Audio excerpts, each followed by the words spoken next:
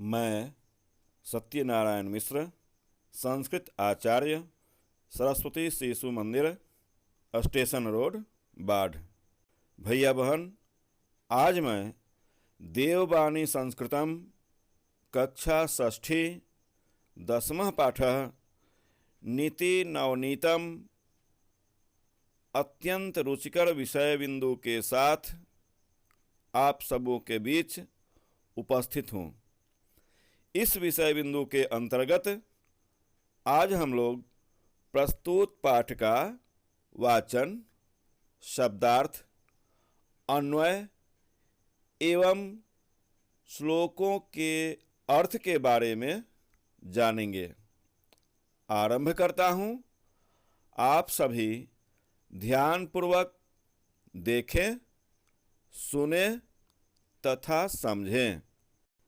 सर्वप्रथमं पाठे देयश्लोकानां वाचनकार्यम्। 10वां पाठः नीति नवनीतम्।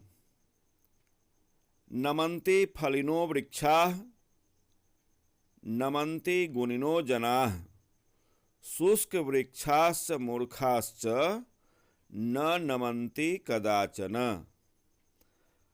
हस्तस्य भूषणं दानं, सत्यं कंठस्य भूषणं, श्रोत्रस्य भूषणं शास्त्रं, भूषणैः किं प्रयोजनम्। उद्यमेन हि सिद्ध्यन्ति कार्याणि न मनोरथैः, न हि सुप्तस्य सिंहस्य प्रविशन्ति मुखे मृगाः। अयं निजः परो वेत्ति गणना लघुचेतसाम्, उदारचरिता नाम तु वसुधैव कुटुम्बकम्। नाभिषेको न संस्कारः, सिंहस्य क्रियते मृगैः, विक्रमार्जितराज्यस्य स्वयमेव मृगेन्द्रता। अपि स्वर्णमयी लंका न मे लक्ष्मण रोचते, जननी जन्मभूमिश्च स्वर्गादपि गरीयसी। अब हम लोग श्लोक का वाचन, शब्दार्थ, अन्वय एवं अर्थ के बारे में आइए जानते हैं। प्रथमः श्लोकः नमन्ति फलिनो वृक्षाः, नमन्ति गुणिनो जनाः, शुष्कवृक्षाश्च मूर्खाश्च न नमन्ति कदाचन। शब्दार्थाः नमन्ति अर्थात झुकते हैं, प्रणाम करते हैं। जनाः लोग, शुष्क सूखा, कदाचन कभी भी।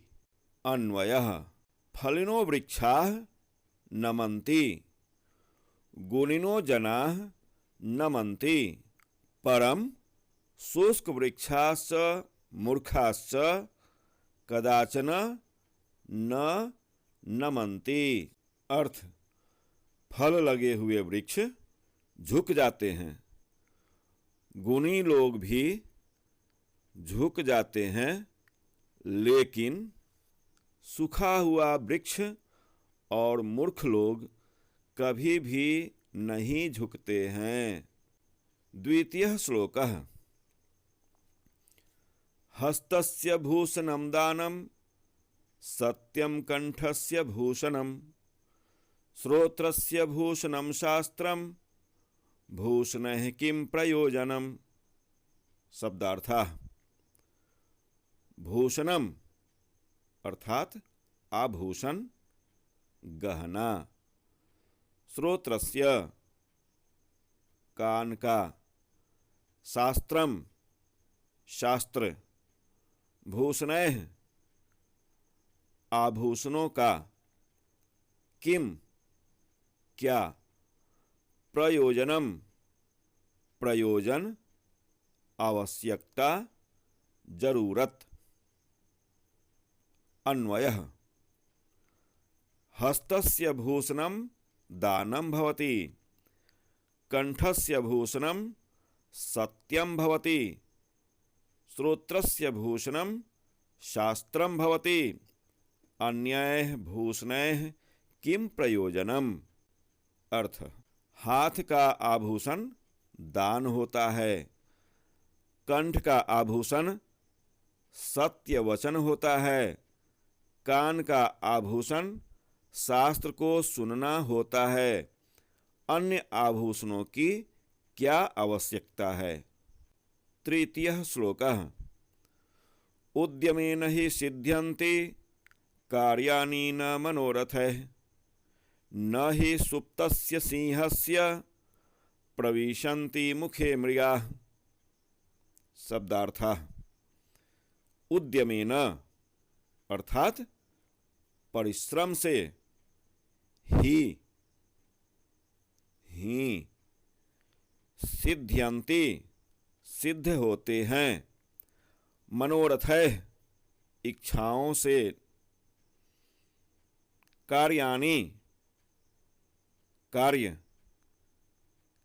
काम, सुप्तस्य सोए हुए का, प्रविशन्ति प्रवेश करते हैं, मुखे मुंह में, मृगाः अनेक मृगा, हिरण। अन्वयः, उद्यमेन हि कार्याणि सिद्ध्यन्ति मनोरथैः न हि सुप्तस्य सिंहस्य मुखे मृगाः स्वयं न प्रविशन्ति। अर्थ, परिश्रम से ही कार्य सिद्ध या पूर्ण होते हैं, केवल इच्छाओं से नहीं। जैसे सोए हुए सिंह के मुंह में मृगा स्वयं प्रवेश नहीं करते हैं। चतुर्थः श्लोकः। अयं निजः परो वेति गणना लघुचेतसाम्, उदारचरिता नाम तु वसुधैव कुटुम्बकम्। शब्दार्थः, अयम अर्थात यह, निजः अपना, परो वेति पराया या दूसरे का जानता है, गणना गिनती, लघु चेतसाम छोटे या नीच विचार वाले का, चरिता नाम चरित्र वालों का, वसुधैव धरती ही, कुटुंबकम परिवार, तू अर्थात तो। अन्वयः, अयम निजः वा परः इति गणना लघुचेतसाम भवति, उदारचरिता नाम तो संपूर्ण वसुधा एव कुटुंबकम भवति। अर्थः, यह अपना है या वह पराया है, ऐसी गणना नीच विचार वालों की होती है। उदार चरित्र वालों के लिए तो पूरी धरती ही अपना परिवार होता है। पंचमः श्लोकः। नाभिषेको न संस्कारः सिंहस्य क्रियते मृगैः, विक्रमार्जितराज्यस्य स्वयमेव मृगेन्द्रता। संधि विच्छेदः। नाभिषेको न योग अभिषेको, विक्रमार्जित विक्रम योग अर्जित, स्वयमेव स्वयं योग एव। शब्दार्थः, नाभिषेको अर्थात अभिषेक नहीं, मृगैः मृगों के द्वारा, क्रियते किया जाता है, विक्रमार्जित पराक्रम के द्वारा अर्जित, स्वयमेव स्वयं ही, मृगेंद्रता राजा का पद। अन्वयः वने मृगैः सिंहस्य अभिषेकः व संस्कारः न क्रियते, सः स्वयमेव विक्रमार्जित राज्यस्य मृगेंद्रता प्राप्नोति। अर्थः जंगल में मृगों के द्वारा सिंह का अभिषेक या संस्कार नहीं किया जाता है, वह स्वयं ही अपने अर्जित पराक्रम के द्वारा राज्य की मृगेंद्रता अर्थात राजा का पद प्राप्त कर लेता है। षष्ठः श्लोकः अपि स्वर्णमयी लंका न मे लक्ष्मण रोचते, जननी जन्मभूमिश्च स्वर्गादपि गरीयसी। शब्दार्थः अपि अर्थात भी, स्वर्णमयी सोने से बनी, रोचते अच्छा लगता है, स्वर्गादपि स्वर्ग से भी, गरीयसी बढ़कर है। अन्वयः हे लक्ष्मण, स्वर्णमयी अपि लंका में न रोचते, यतः जननी जन्मभूमिश्च स्वर्गादपि गरीयसी भवति। अर्थः हे लक्ष्मण, सोने की बनी होते हुए भी यह लंका मुझे अच्छी नहीं लगती, क्योंकि माता और मातृभूमि स्वर्ग से भी बढ़कर होती है। अभ्यासाः प्रथमः प्रश्नः सस्वरं श्लोकान् स्मृत्वा सुंदरैः अक्षरैः विलिख्य कक्षायां स्थापयन्तु। अर्थात सस्वर श्लोकों को याद कर सुंदर अक्षरों में लिखकर कक्षा में स्थापित करें। यह कार्य भैया बहन को स्वयं करना है। श्लोकों को पढ़ने का अभ्यास पूर्व में कराया जा चुका है। द्वितीय प्रश्नः संधि विच्छेदः मूर्खाश्च मूर्खाः योग च मनोरथैः मनः योग रथैः वसुधैव वसुधा योग एव नाभिषेको न योग अभिषेको। तृतीयः प्रश्नः श्लोकांशान् मेलयतु। श्लोकों के अंशों को मिलान करें। क ख क नमन्ति फलिनो वृक्षाः क प्रविशन्ति मुखे मृगाः। ख उदारचरिता नाम तु ख सत्यं कंठस्य भूषणम्। ग न हि सुप्तस्य सिंहस्य ग स्वर्गादपि गरीयसी। घ हस्तस्य भूषणं दानं। घ नमन्ति गुणिनो जनाः। अंग जननी जन्मभूमिश्च। अंग वसुधैव कुटुम्बकम्।